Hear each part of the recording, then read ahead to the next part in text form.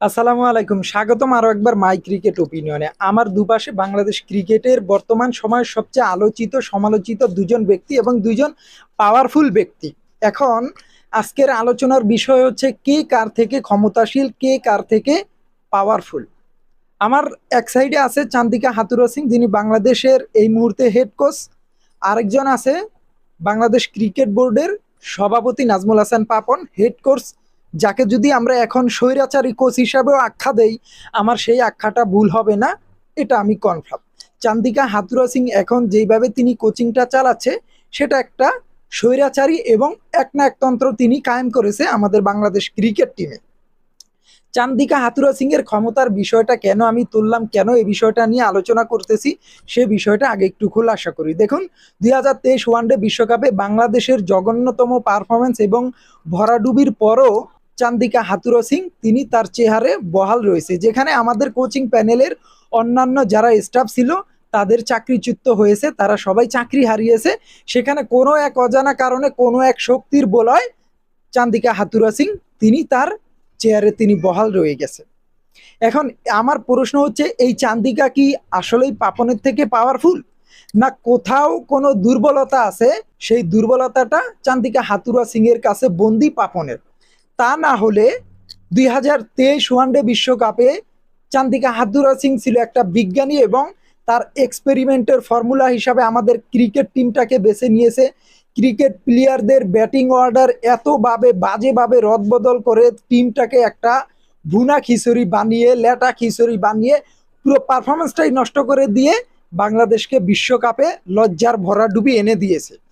এরপরও সবচেয়ে মূল যে বিষয়টা, অবাক করার মতো যে কাণ্ডটা, সেটা হচ্ছে তিনি আমাদের দেশের একজন ন্যাশনাল টিমের প্লেয়ারকে পিটায়া সেই প্লেয়ারকে দল থেকে বাদ দেয়া হয়, অথচ চান্দিকার চেয়ারে তিনি বহাল রয়ে যায়। সেখানেও নির্বাক নিশ্চুপ আমাদের বোর্ড প্রেসিডেন্ট নাজমুল হাসান পাপন।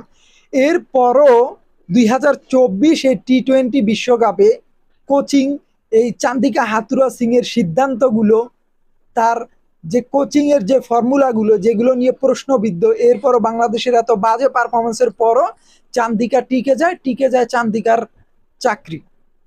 প্রশ্ন রয়ে যায় যে চান্দিকা কি বেশি শক্তিশালী নাজমুল হাসান পাপনের থেকে, বোর্ড প্রেসিডেন্টের থেকেও বেশি ক্ষমতাসীন এই চান্দিকা? এই প্রশ্নটা তাই আমি তুলতেছি। কিন্তু এই চান্দিকাই তো নাজমুল হাসান পাপনের কপালে, বাংলাদেশের ক্রিকেটের কপালে লাথি মেরে চলে গিয়েছিল। তারপরও আমরা বেহা নির্লজ্জার মতো আবারও আমাদের সংসারে চান্দিকা হাতুরাকে নিয়ে আসছি আমরা।